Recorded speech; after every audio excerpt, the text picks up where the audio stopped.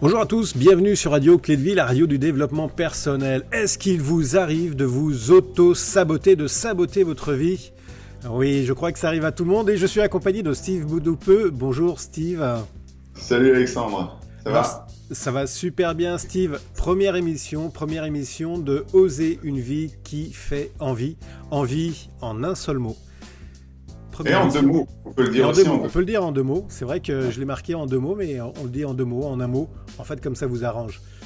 Steve, merci pour cette première émission. On va parler sur un sujet, l'auto-sabotage. On a souvent tendance à s'auto-saboter. Mais je dirais, pourquoi ? Parce qu'on a, tu sais, souvent on a parce qu'on a des blessures. Et nous sommes des êtres conditionnés. Et donc, on va avoir des pensées, des comportements, des habitudes et des attitudes, pas toujours conscientes d'ailleurs, le plus souvent même elles sont inconscientes, mais souvent ce sont des pensées, des habitudes, etc., qui vont nous éloigner en réalité de la vie, justement, qui nous fait envie.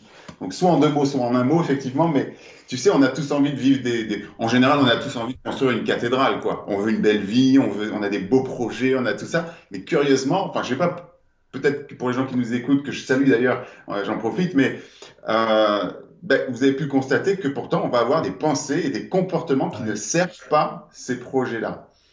Et pourquoi est-ce qu'on a ça ? De mon point de vue, en tout cas, c'est qu'on a des souffrances, des souffrances émotionnelles, on a des blessures émotionnelles, on a vécu des situations qui nous ont fait souffrir et on a eu aussi des suggestions qui nous ont laissé croire que nous sommes la personne que nous sommes, alors que peut-être que nous ne sommes pas cette personne-là. Tu vois ? Quelque part, on pourrait se demander, mais qui est-ce que je suis ou qui est-ce que je serais si on ne m'avait pas dit qui je suis ? Ok. Donc on est pas mal en fait conditionné par notre entourage. Ça fait une partie de pourquoi est-ce qu'on s'auto-sabote.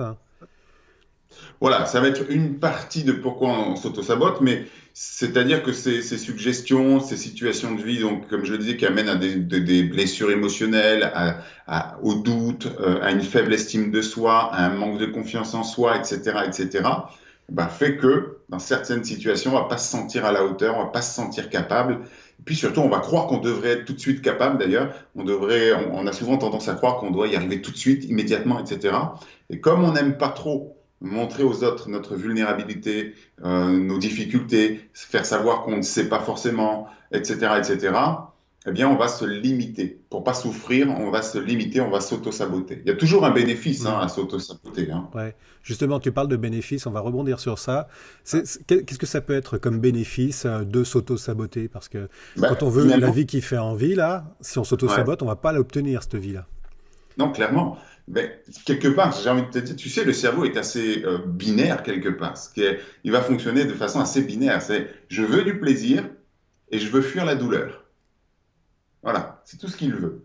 Donc, si je veux être moi conférencier, par exemple, tu vois, et partir faire des conférences à l'étranger, ou je veux créer mon entreprise boulanger, machin.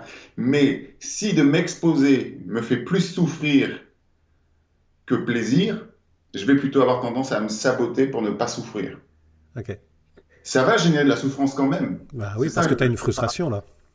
Ah oui, ça va générer de la frustration, ça va générer du regret, mais dans l'instant, la peur, c'est de s'exposer, par exemple. Parler en public, c'est la peur numéro 1. Et beaucoup de gens ont peur de parler en public, donc, alors qu'ils en meurent d'envie. Mais ils vont s'auto-saboter en ayant des pensées négatives. Mon Dieu, qu'est-ce que je vais dire? Comment je vais le dire? Je vais rougir, je vais transpirer, je vais perdre mes mots.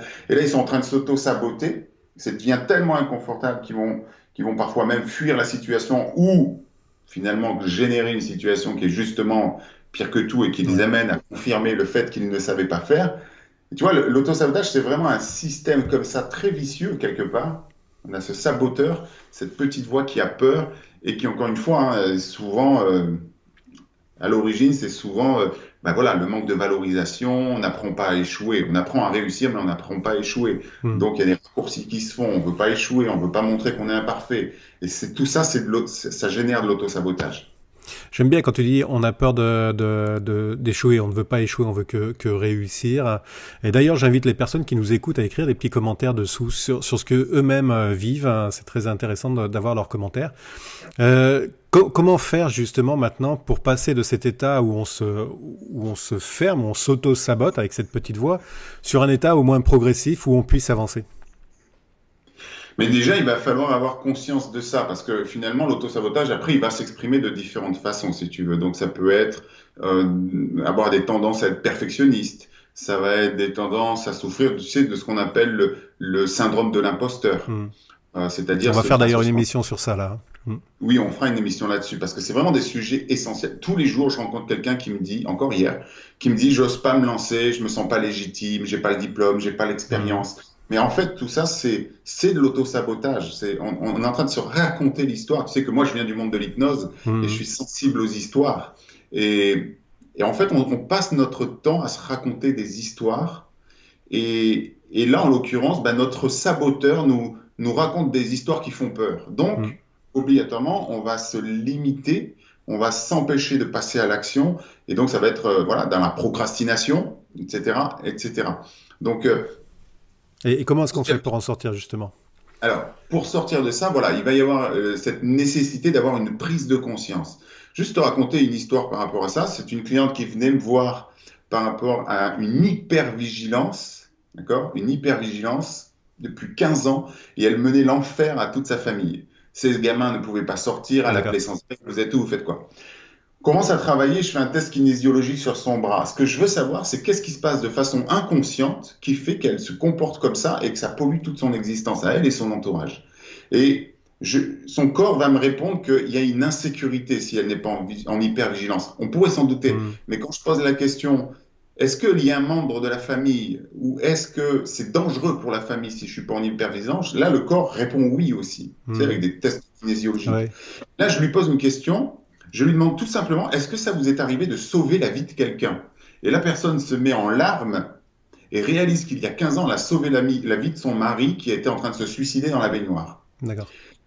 Tout ça pour dire que sans cette prise de conscience, parce que je l'ai revue une séance plus tard, elle est revenue 3 semaines plus tard, elle est venue me payer une séance pour me remercier parce que ça y est, c'était parti. Okay. Mais parce qu'il a fallu qu'il y ait cette prise de conscience. Mais c'était intéressant aussi de se rendre compte que le comportement d'autosabotage avait du sens. Donc, l'idée, c'est pas de se juger, etc. Donc, pour répondre à ta question, faire un travail de prise de conscience, de se connaître, d'accord? Et si je devais partager des clés, je dirais donc d'identifier les peurs. D'identifier les peurs. Et pour les identifier, parfois, ça peut être dans des répétitions de vie, tu vois, dans des croyances que l'on va avoir, etc. Mais quand on souffre d'autosabotage, on revit souvent les mêmes situations. Et alors, on va dire, c'est bizarre, je rencontre toujours la même personne. Chaque fois que je quitte quelqu'un, je retrouve toujours la même situation, la même personne, le même type de profil. Ou alors, je loupe toutes mes stratégies, tous mes comment dire, pas mes stratégies, mais mes projets de vie, etc., etc. Donc, ça va être aussi peut-être une deuxième façon de faire les choses, comme je le disais tout à l'heure, c'est de se raconter une autre histoire, d'arrêter d'être vigilant sur ce que dit la petite voix et de raconter une autre histoire. Donc ça s'apprend, tout ça, attention. Et puis, évidemment, il va falloir oser passer à l'action.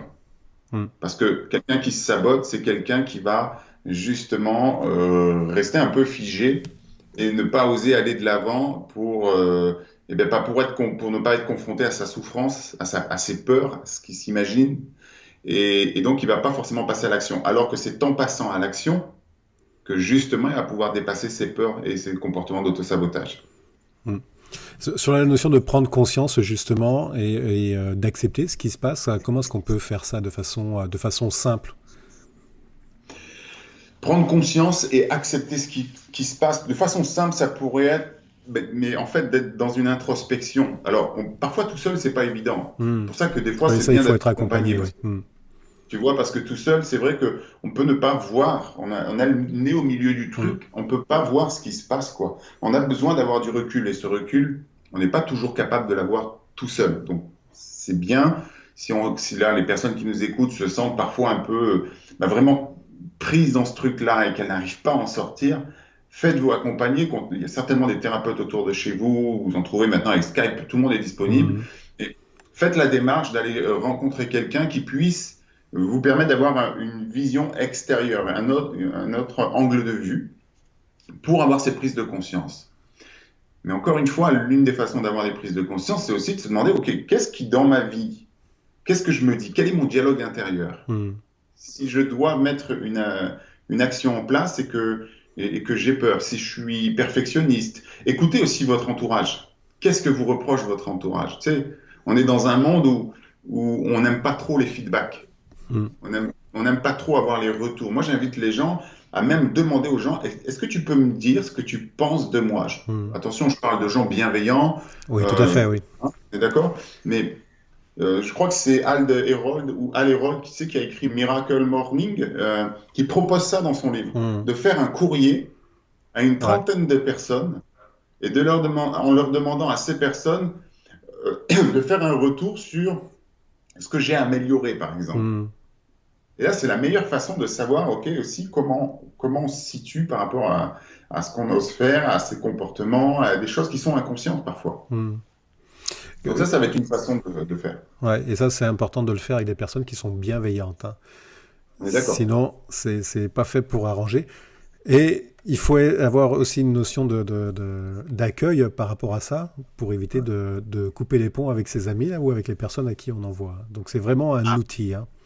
C'est un outil puissant parce que non seulement il permet de mieux se connaître, mais en plus il vous challenge sur votre capacité à accueillir la critique. Tu sais, moi, j'ai jamais autant évolué que depuis qu'on me critique. Ouais, tout à fait. Donc, quelque part, il y a mais encore une fois, on est bien d'accord de dire des critiques constructives, de gens qui vous aiment. Oui, pas des choses gratuites. Voilà, parce que le voisin, si vous vous entendez pas avec lui, évidemment, ça n'aura pas tellement d'intérêt.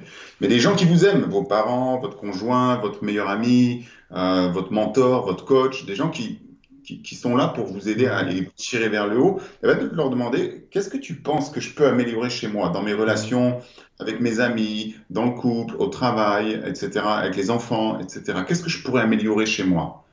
Parce que ce qui a amélioré chez vous, si c'est à améliorer, c'est que peut-être il y a des pensées et des comportements d'auto-sabotage qui vont être décelés et qui peuvent du coup être déjoués. Ça, c'est un très bon outil, justement. Et d'ailleurs, j'invite les personnes qui nous écoutent, les internautes, faites-le autour de votre entourage. Peut-être prenez qu'une dizaine de personnes, de personnes proches, et puis faites l'exercice. C'est vraiment quelque chose de très intéressant. Sur deux effets, déjà, ça permet de voir qu'est-ce que pensent les autres de vous, de comment est-ce qu'ils vous perçoivent. Généralement, la perception des autres n'est pas la même que l'on a de soi. Et c'est d'ailleurs très surprenant. Il y a un exercice qui a été fait sur quelqu'un qui dessinait. Et dessinait le visage décrit par la personne et le visage décrit par d'autres personnes. Et croyez-moi, le visage qui était le plus beau, c'était celui qui était décrit par les autres personnes. Donc faites l'exercice. Merci Steve par rapport à ça. C'était un très très bon exercice. Puis faites-nous un petit retour par rapport à comment est-ce que vous l'avez perçu. Est-ce qu'il y a d'autres façons? Parce qu'une fois qu'on a reçu justement ces informations, cette perception des autres, comment est-ce qu'on peut l'adapter, justement l'accueillir pour avancer? Une fois qu'on a fait ça, donc l'idée c'est de voir, OK, où est-ce que ça coince peut-être? Ou, alors là, je proposais une façon de le faire comme ça, mais ça peut être autrement, ça peut être tout simplement d'identifier qu'est-ce que vous aimeriez faire et que vous n'arrivez pas à faire. Ça veut dire qu'il y a quelque chose qui vous empêche de le faire à l'intérieur de vous. Ce que moi j'appelle l'éléphant, le cerveau émotionnel, il veut pas y aller, parce qu'il a peur. L'éléphant est sensible, donc quelque part, il va falloir apprendre à communiquer avec lui. Donc la façon de le faire, ça va être peut-être d'identifier qu'est-ce qu'il croit. Cette partie de vous qui a peur, qu'est-ce qu'elle croit? C'est quoi sa croyance qui est limitante? Et une fois que vous avez identifié la croyance limitante, eh bien, vous allez écrire juste à côté une croyance ressource, c'est-à-dire l'inverse. Cette croyance ressource-là, vous allez l'écrire, la copier comme à l'école, et vous allez vous la répéter tous les jours, jusqu'à ce que votre éléphant, votre cerveau émotionnel, croit plutôt à la croyance ressource qu'à la croyance limitante. Très bonne chose. On arrive à 14 minutes, on va être obligé de couper. Je suis sûr qu'il y a des gens qui vont être frustrés, je suis désolé. Moi aussi. Ouais, justement, ça commençait à être chaud bouillant. Steve, justement pour les personnes qui vont vouloir te contacter, où est-ce qu'on te contacte? Alors on peut me trouver il y a beaucoup d'articles que je mets à disposition sur mon blog philosophie.com. Et aussi, on peut me trouver sur mon site internet, Steve, avec un S à la fin et un seul E, doupe.fr. Ouais, ok. Tout est marqué. Tout ça, mais voilà. Ouais, tout est marqué de toute façon dans la zone, en dessous dans la description. Si cette émission vous a plu, partagez, faites des pouces, faites tout plein de choses, écrivez, faites-en profiter vos amis. Et puis nous, on va se retrouver la semaine prochaine, Steve, pour une émission qui s'appelle « Oser l'inconfort et développer la confiance en soi ». Super thème, confiance en soi, c'est quelque chose que on manque souvent. Donc, oser l'inconfort, j'adore ça d'ailleurs, augmenter sa zone de confort. Steve, merci, et puis on se retrouve la semaine prochaine. Bye bye. Avec plaisir, bye bye.